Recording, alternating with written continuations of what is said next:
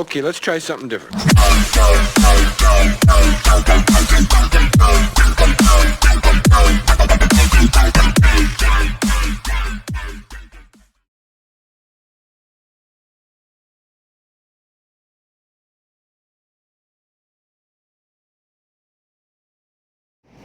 Rapid test di beberapa tempat, terutama pasar.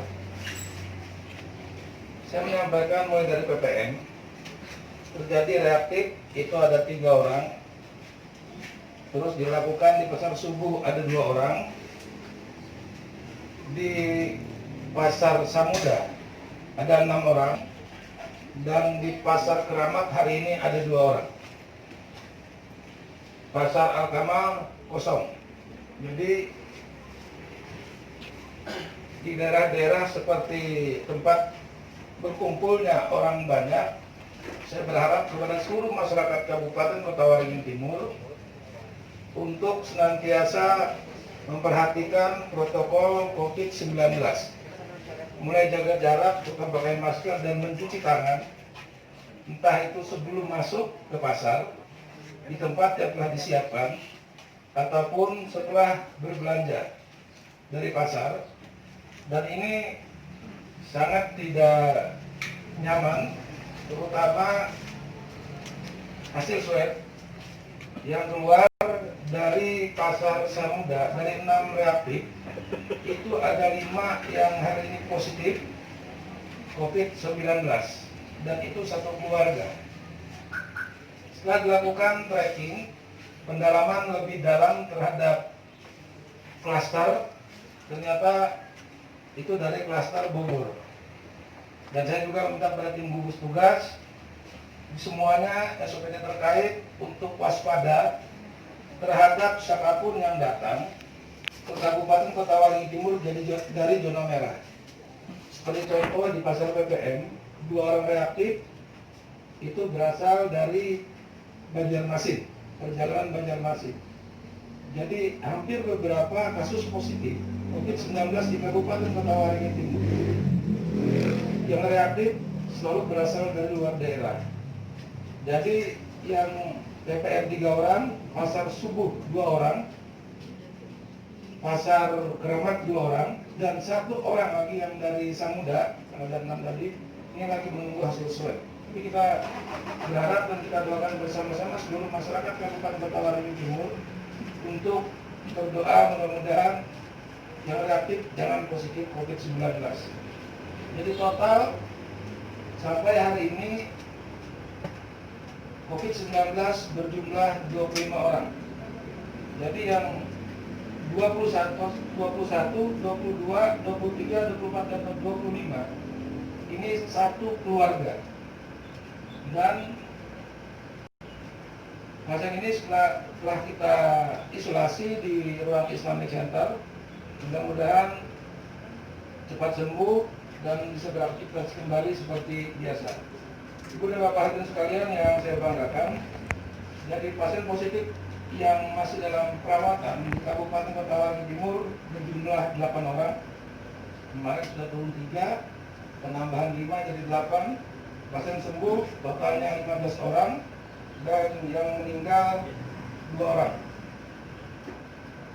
Kondisi ini memberikan gambaran bahwa proses penularan COVID-19 di Kabupaten Kota Waringin Timur masih dalam tahap rawan, dan saya berharap sekali lagi pada seluruh masyarakat untuk tetap menggunakan masker dalam beraktivitas manapun. Dan kita perbu lagi digodok, kemungkinan nanti ke pasar itu wajib masker. Walaupun kita tidak PSBB, walaupun kita belum mengajukan new normal, pemberlakuan new normal kepada pemerintah pusat melalui gubernur, tetapi langkah-langkah yang kita ambil demi berjalannya roda ekonomi di Kabupaten Kota Waringin Timur, kita menerapkan ilmu kedisiplinan tentang bagaimana PSBB dan new normal tersebut. Selanjutnya, pada tadi saya melakukan rapat dengan seluruh tokoh-tokoh agama, dihadiri NU, MUI, Dewan Masjid Indonesia Kabupaten Kota Timur, termasuk juga Muhammadiyah, termasuk di dalamnya adalah lembaga Islam lainnya, dan juga mulai dari gereja-gereja, balai basarah, dan tim gugus tugas rapat di tempat kantor Kementerian Agama Kabupaten Kota Timur. Saya selaku Bupati dan Ketua Tim Gugus Tugas menyepakati secara bersama-sama bahwa mulai besok Jumat, artinya rumah ibadah seluruhnya, masjid, musola, gereja-gereja dan balai basarah dibuka kembali, tetapi dengan memperhatikan protokol dari pembukaan rumah ibadah tersebut. Dan hari ini kita perintahkan ke seluruh rumah ibadah tersebut untuk bisa menerima surat dari tim gugus tugas dan menerima surat dari kesepakatan bersama FKUB dan lain sebagainya dalam rangka membolehkan pembukaan rumah ibadah tersebut. Ada beberapa kriteria, termasuk juga harus mendapat surat rekomendasi dari tim atau dari bupati tentang boleh bukanya rumah ibadah tersebut, termasuk juga menyiapkan garis-garis pembatas radius 1 meter pada saat melaksanakan sholat Jumat, sholat apapun 5 waktu di masjid dan di musola atau di gereja dan balai basarah, menyiapkan cuci tangan, dan kita bantu juga pelan-pelan untuk menyiapkan pengukur suhu tubuh permukaan, dan menyiapkan 1 orang pengawas bagi tempat-tempat rumah ibadah untuk memantau siapapun yang masuk. Termasuk juga kesepakatan kita adalah seluruh tokoh agama di waktu seluruh tokoh agama tersebut yaitu wajib memakai masker. Bagi yang tidak mengindahkan, mungkin kita sudah sepakat akan disuruh balik keluar dari rumah ibadah sebelum masuk halaman kalau tidak mau pakai masker dan tidak bisa diatur untuk bisa menjaga jarak. Ini kesepakatan kita bersama dengan seluruh elemen tokoh masyarakat.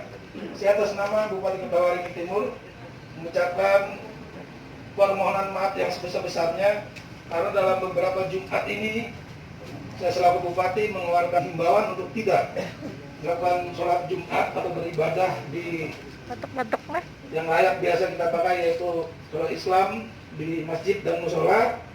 Maka dalam hal ini melihat perkembangan dari penyebaran COVID-19, saya selaku Bupati juga sangat rindu dengan rumah ibadah, maka kita putuskan untuk membuka. Dan saya berharap jangan pernah beranggapan bahwa rumah ibadah tidak pernah ada yang orang dari rumah ibadah tidak pernah positif atau tidak pernah reaktif atau tidak pernah apapun.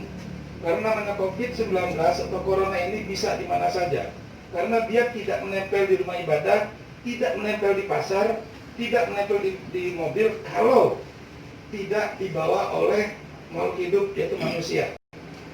Jadi misalnya ada yang beranggapan di pasar ada reaktif tapi di masjid belum pernah, karena kita belum pernah melakukan rapid test di masjid. Takutnya yang pernah positif di pasar mungkin merasa dia tidak apa-apa pada saat sebelum rapid test, dia pernah ke masjid bagaimana? Siapa yang bisa istilahnya siapa yang bisa memastikan? Rumah ibadah juga menjamin tidak mungkin COVID-19. Jadi kita berserah diri kepada Allah, benar, kita percaya kepada agama juga benar, tetapi kita diwajibkan oleh agama untuk berikhtiar. Jadi Ibu dan Bapak sekalian, ini yang menjadi harapan masyarakat untuk memperlakukan pembukaan rumah ibadah tersebut. Dan saya berharap sekali lagi seluruh pengurus masjid, musola untuk bisa mematuhi ini. Yang kedua, mengenai rumah ibadah tersebut, karena kita melihat setiap Jumat itu pasti membludak, itu hari normal. Berarti kalau pembatasan sekitar 1 meter, maka hanya 40-50% masjid yang bisa dimasuki oleh yang terbiasa ke masjid tersebut. Kesepakatan kami adalah silakan di musola untuk melakukan sholat Jumat tidak masalah. Menyiapkan khatib, bilal, sampai imamnya untuk bisa melakukan sholat Jumat di musola. Jadi bukan hanya fokus ke masjid, karena kalau fokus ke masjid saya yakin tidak akan bisa menampung. Sementara sholat Jumat hanya sekali. Selanjutnya mengenai perkembangan bantuan sosial, kita merapatkan dengan Sekda dan seluruh camat. Berakhir tadi saya langsung ke sini. Saya meminta data dari seluruh camat. Ternyata ada yang tidak tepat sasaran dalam bantuan sosial.